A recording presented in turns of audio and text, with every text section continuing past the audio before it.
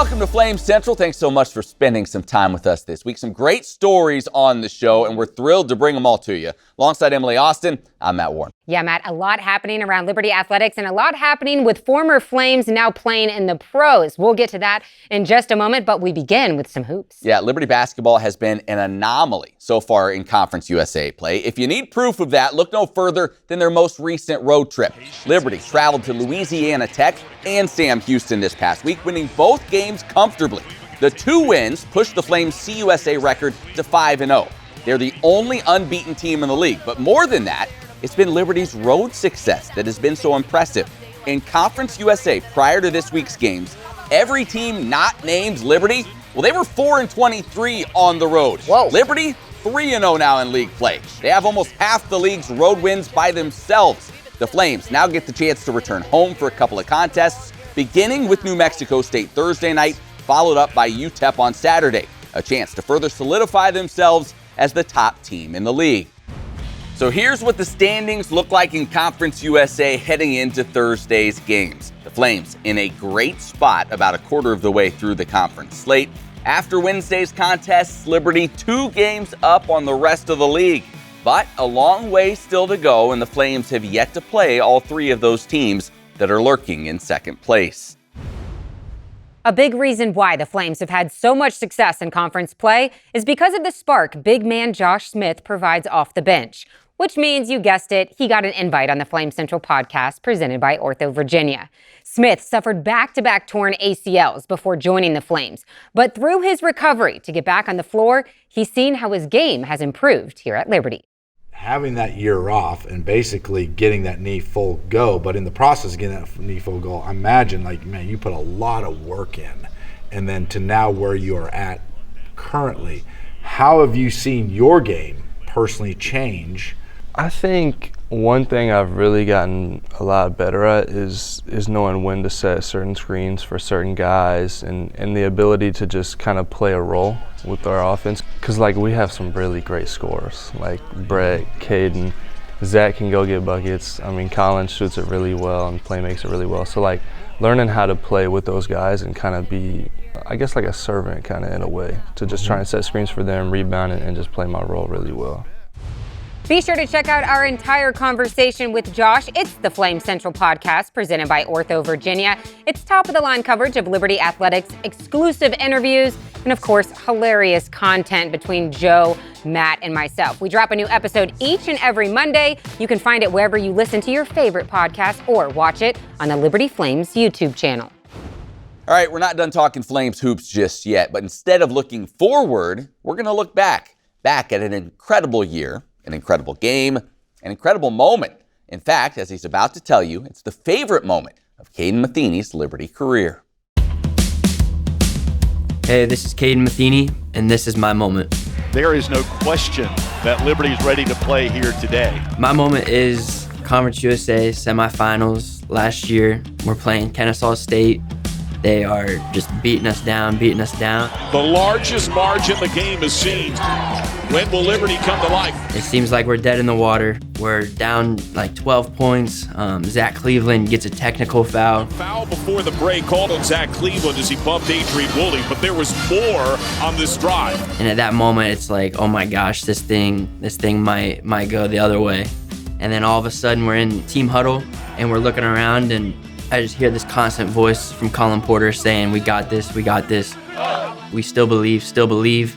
And I looked at him in that moment and was like, you know what? Like, I'm here with you. We're gonna do this thing.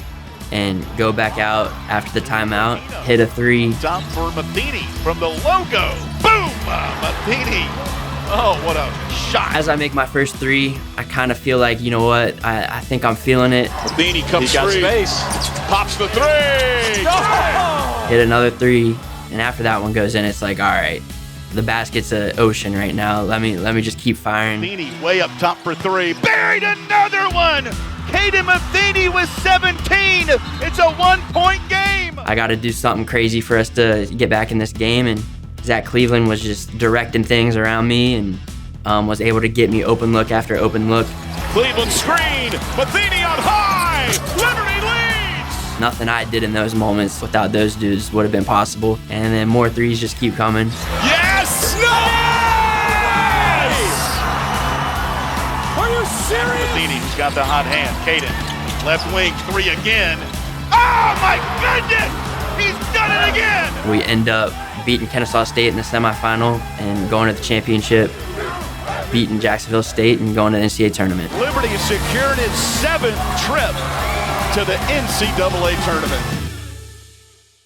What a moment, Yeah. Matt. I remember watching this game and just going absolutely crazy. I could not keep my emotions in check, and you were actually there. I got to be honest, I had less belief than Colin Porter did. It was not looking good. Liberty could get no traction. Like, it's like you're getting late in the game. It's like down 10 minutes to go. You're like, this is just not going to happen. And then people forget, Liberty missed a lot of free throws even in the final minutes that could have made this a much easier victory. But Kaden Metheny just put Liberty on his shoulders. One of the best performances, one of the best games I think I've ever seen live. I love it. From the logo. Great yeah. times. All right, to the ladies, unfortunately, it wasn't home sweet home in the last two contests. Sam Houston took game one of the homestand despite a career-high 16 rebounds for LU's Ife Nwabi. Then a tough La Tech team came to Lynchburg, and this one didn't go well for the Lady Flames either. The CUSA preseason player of the year, Paris Bradley, was a big reason why. Bradley set a Liberty Arena single-game record with 7 triples and matched the arena record with 31 points.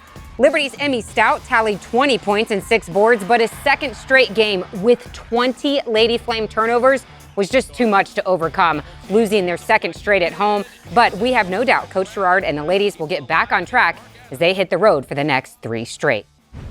Well, during these challenging stretches last season, the Lady Flames leaned on leader Bella Smuda. She did so much for this program, on and off the floor, and left quite a legacy here at Liberty. Today, she's continuing her playing career in Hungary.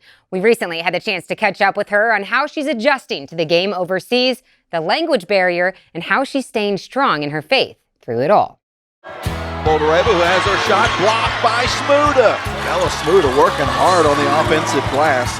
Coming back to Liberty for my final year was a big decision because it was always my dream to win a championship. Time expires. The Lady Flames win to claim their first Conference USA title.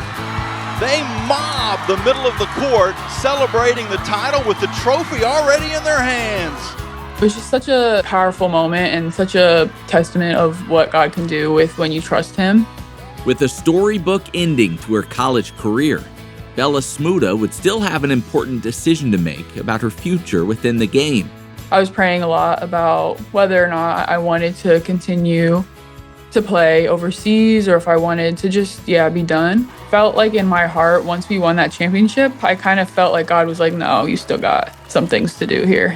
Like there's still work for you to do in this sport. Bella would sign a pro contract with DVTK Basketball in Miskolc, Hungary, and begin life as a pro. But the most difficult adjustment wouldn't be on the court for the American rookie.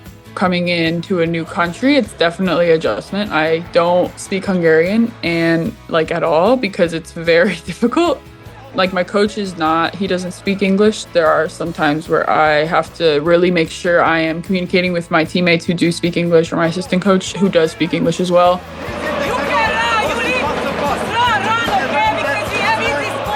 Just to make sure I'm on the same page. So sometimes that has been a little bit of a challenge, but I think that I do have a lot of support around me who's able to help me. The former Flame center has embraced her role coming off the bench for her new team. My game here compared to Liberty, obviously it is different going from being a 5th-year senior at a university to now being like a rookie. Over blocked by Smuda and the roar from Bella Smuda. Depends on the game how many minutes I'm able to get, but I feel like even just being able to step up whenever my name is called has been so special. Dumped inside, Smuda will get the roll. What a quarter Bella Smuda is having, announcing herself on the big stage right now. Smuda has learned very quickly what the game of basketball means to this community and the level of support they give their team. Our fans, they are very intense and they are huge fans. Just pride to be a fan. of Miskolc and the DVTK fan, like they are very proud and they're very loud. They love their basketball. So that's been really cool to be a part of. It feels like March Madness like every game. This experience living in a new culture has provided opportunities for growth. With a demanding schedule and no English-speaking church in her town, Bella has had to find new ways to strengthen her faith and find community. The Christian community here has definitely been different than Liberty. Where here, there's not as many Christians, but I have been very lucky. I met one of the girls, she actually plays on the DVTK soccer team. Her name is Milan, and she also is in the same situation as I am, where she just graduated college and she's also a believer. So that has been such a beautiful blessing. If we both have the day off on a Sunday, we take the train or drive into Budapest, and there is a international church there that speaks English. So that has been really cool because the international church, it has people from all over the world. While her mission field may look different than many LU graduates, Bella is using the gifts that God has given her and the tools that she acquired at Liberty to make a difference for the kingdom. My time at Liberty was kind of like the preparation, and now it's like up to me to go out and actually do what I learned there, more than just even like getting a degree or becoming a better basketball player, but it's more about, you know, living the Great Commission and going out and showing people Christ's love as best as I can. And now I'm able to do it in another country, which is even crazier. Kenyashi to Smuda for the score. Beautiful basketball from DVTK. The best basketball they've played this season, putting on a show in front of their fans. Basketball is a tool for me to be able to show other people's Christ's love. I think it's more than just going out and scoring this many points or going out and getting this many rebounds. I think if we look at basketball as a tool to show other people's Christ's love and show other people the gospel, I think then that's the ultimate win, and that's all we can really aim for. Bella Smuda is the absolute best. Oh, yeah. Like, I know you got to know her well also during her 5 years. She's just an absolute stud of a player. Right. As you can see, very mature kid. Like, she is like, when you think of Liberty athletes, like, that's what you want a Liberty athlete to be. 100%. You know, she also loved, like, thrift stores. Is that right? Oh, she loved going thrifting. Wow. So I wonder if she's over there in Hungary just, like, dipping in some thrift stores. We didn't really dig into that. We should have asked. Yeah, good Part point. 2. Yeah, that's right. Hey, Rhett McGiven, obviously he's here. You know why. Warm, hot, and fuego. Top player moment from the past week in Liberty Athletics. And right now, Rhett, it's just a lot of basketball going on. It's all basketball. A lot of sports starting up here in the next couple weeks, so we'll start to bring in some new blood here soon. But yes, all basketball this week. We don't have a theme, but I have I saw it was National Hat Day this weekend. Did you have a favorite hat as a kid growing up? Yes. I had an Atlanta Braves hat when I was a little kid that I actually slept in. Really? When the Braves were like in the playoffs, I would sleep in it to see if that would bring some sort of good luck. It did not. You were a Braves guy growing up? Well, the Royals were not even close to the playoffs, so I kind of picked who's the team that's actually good in the playoffs, and so the Braves were the one. I had this hat. I'll kind of tell the story about it. So General Mills cereal, if you like ate enough cereal, they would give you a free hat. So, how many did you have? Oh my goodness.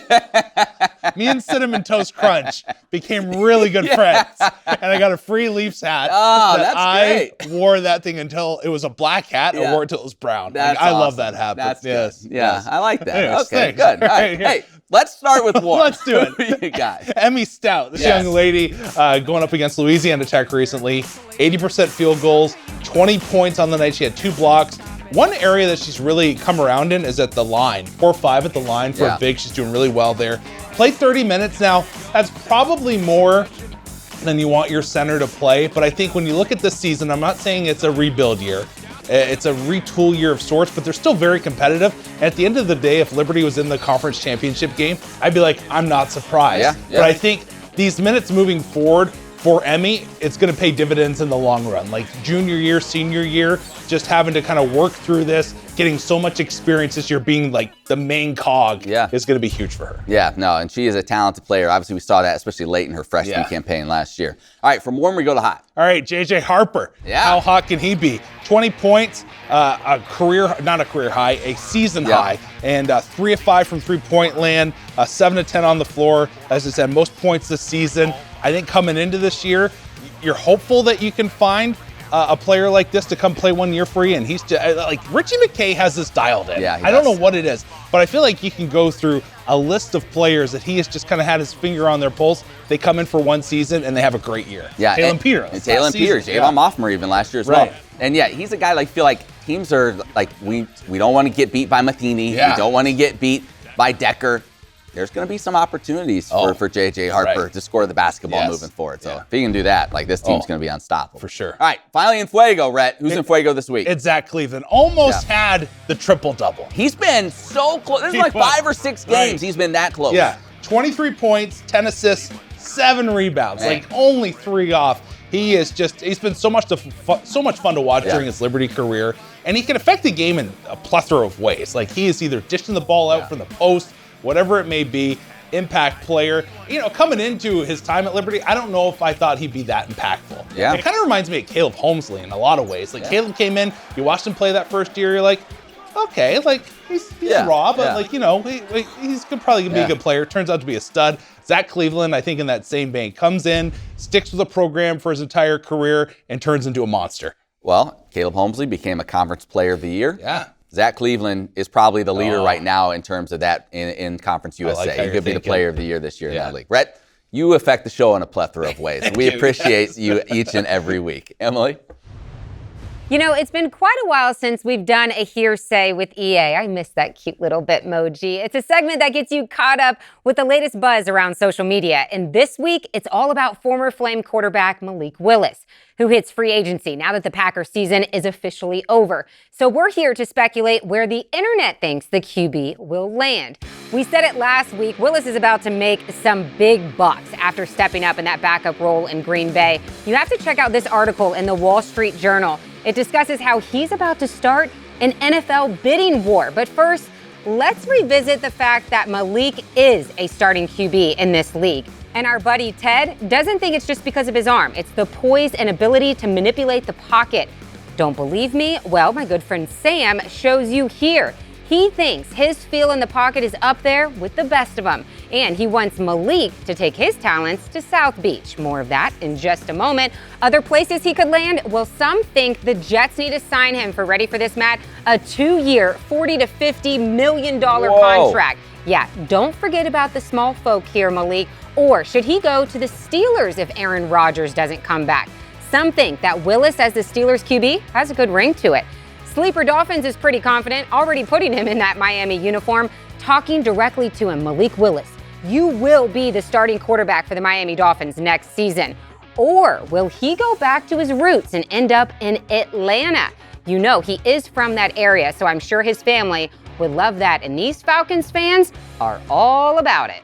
My theory, Matt, on where I think Malik Willis should land is Arizona. Ooh, a lot of weapons there. Trey McBride, Marvin Harrison Jr., that would be a great spot. I'm saying it's going to be Miami. Their new general manager from the Packers, so maybe a connection there. I think that'd be a great spot. Like, listen, if you're starting in the NFL, you're doing just fine. I think he'll be fine. And just not the Jets. Will be. Not the Jets. We all agree, not the Jets. Hey, we'll talk more about where Malik will end up on the Flame Central podcast presented by Ortho Virginia. And this week, we'll have some national championship game predictions. Oh, yeah, that'll be fun. Hey, for any stories you might have missed, maybe you missed the one we did with Malik Willis, you can always go to libertyflamecentral.com. We're out of time this week. Thanks so much for tuning in. For Matt, I'm Emily. We'll see you right back here next time.